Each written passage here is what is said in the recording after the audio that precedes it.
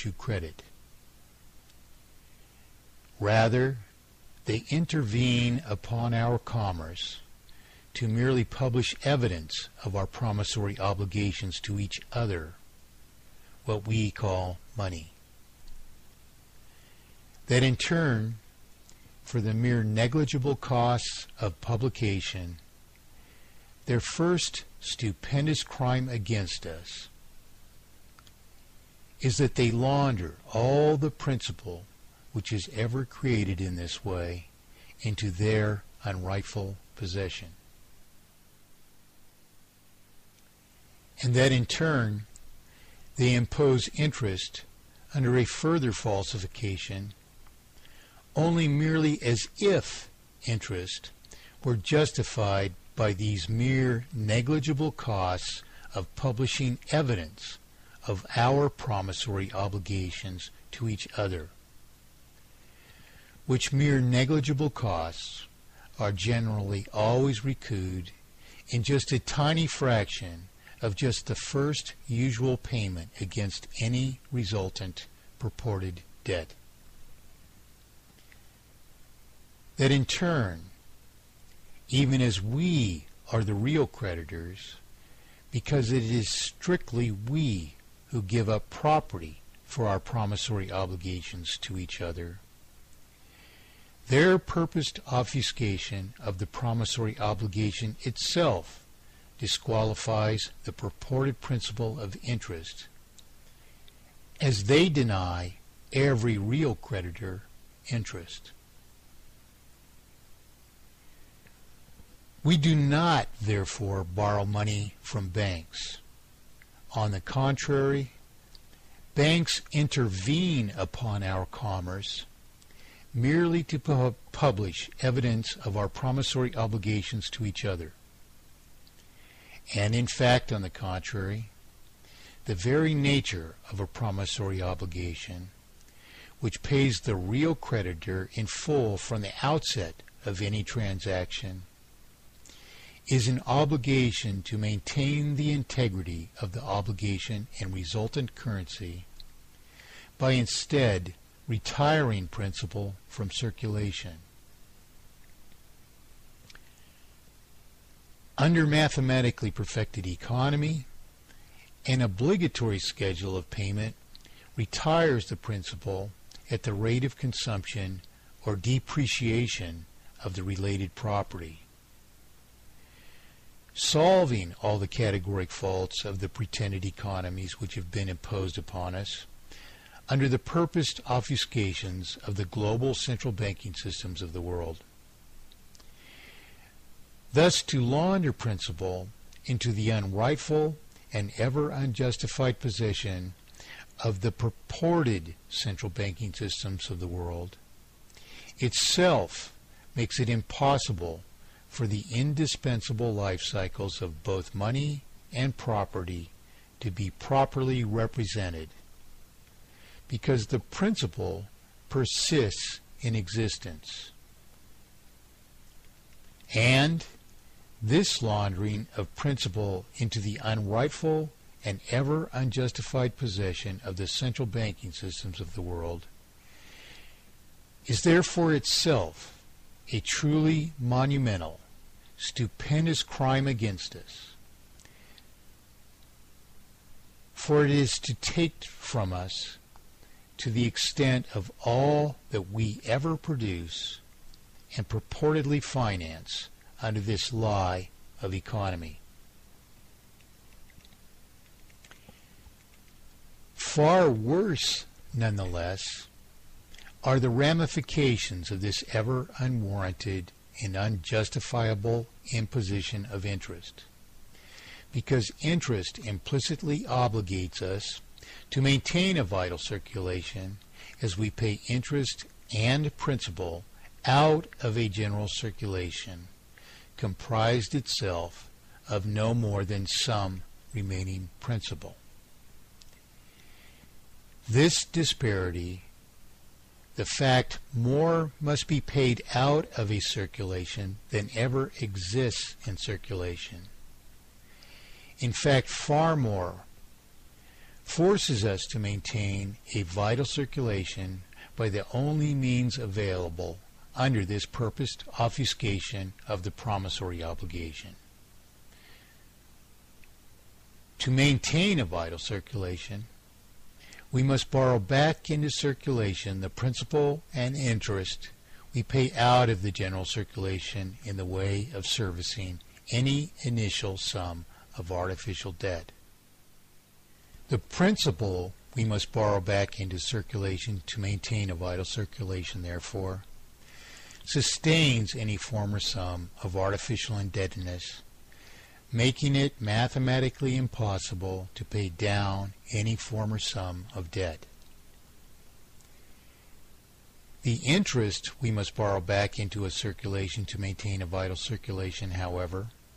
increases the sum of debt, therefore, by so much as periodic interest on an ever-escalating sum of debt, until, at an inherently escalating rate of ever greater increments of periodic interest on an ever greater sum of artificial debt, we succumb to terminal sums of artificial debt, which dedicate so much of the circulation to servicing artificial debt that we cannot sustain the industry which is obligated to do so. This purposed obfuscation of the promissory obligation, therefore, is the cause not only of all the fundamental faults and injustices we suffer. It is the fundamental cause of the present experience of inevitable failure. We absolutely must understand these issues, then, if we are to identify and to adopt actual solution. For 40 years, we have had a now vastly plagiarized proof of singular solution in mathematically perfected economy, which is simply an eradication of interest and obligatory schedule of payment, retiring principal at the rate of consumption or depreciation of the related property. As we have told, I provided the Reagan administration in 1983 and 4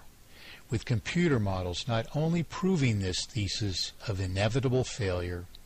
by projecting from early 1980s data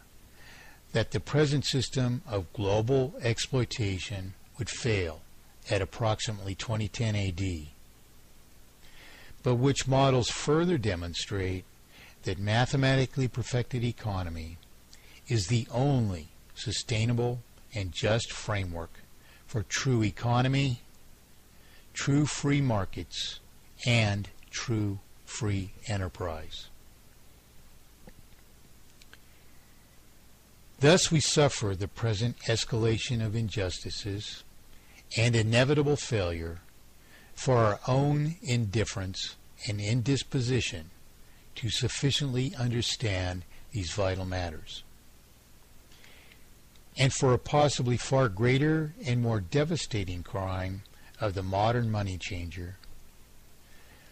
that to persist in these obfuscations for the singular power and sake of even terminal exploitation, the usurer must do all that they can to deny us representation. The purposed obfuscation of money, or in other words, of the one and one only process of monetization which can serve us, thus explains to vast extents why the present world is the way it is.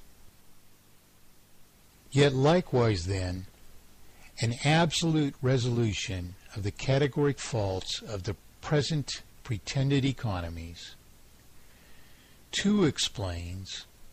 the only course to monetary rectitude. Thus we have necessarily demonstrated how there is one and one only actual absolute solution of circulatory inflation, circulatory deflation, and circulatory maldisposition. This singular solution is an eradication of interest, together with an obligatory schedule of payment which retires principal at the rate of consumption or depreciation of the related property, thus itself and itself alone, perpetually maintaining a 1-to-1-to-1 relationship between all remaining circulation, all remaining value of represented property, and all remaining obligation. In fact, then, our singular indispensable solution of inflation, deflation, and maldisposition even accomplishes this vital purpose without any need for manual administration whatever, because this indispensable schedule of payment accomplishes all these objects without further attendance.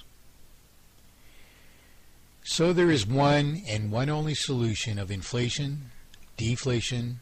and maldisposition, and we, all of us, can readily understand that there is in fact then a mathematically perfected economy in respect to this categoric fault. Our third categoric fault was inherent, irreversible, and therefore terminal multiplication of artificial indebtedness in proportion to a vital circulation or remaining capacity to service debt.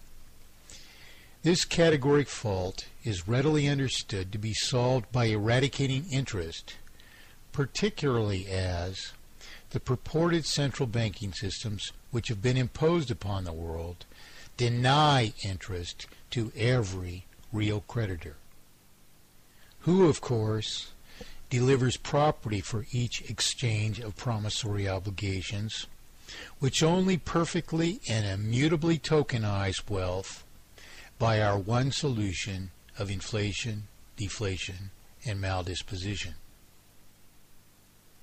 Thus, interest is not even deserved by purported banking systems,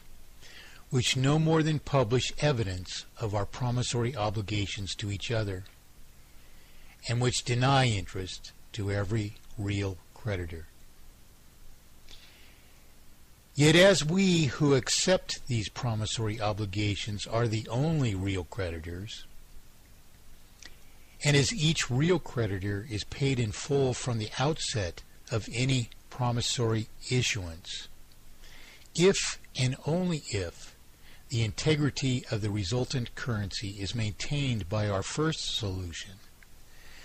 thus, even as the purported central banking systems which have been imposed upon the world deny each of us interest, neither do we require interest. For no risk indeed exists to us if the integrity of the circulation is maintained by our necessary eradication of interest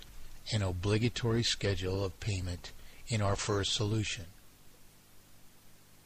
The integrity of the circulation, then, is our one vital concern, and our first solution yet guarantees, and is the only possible guarantee of the integrity of the circulation, because it and it alone perpetually maintains the vital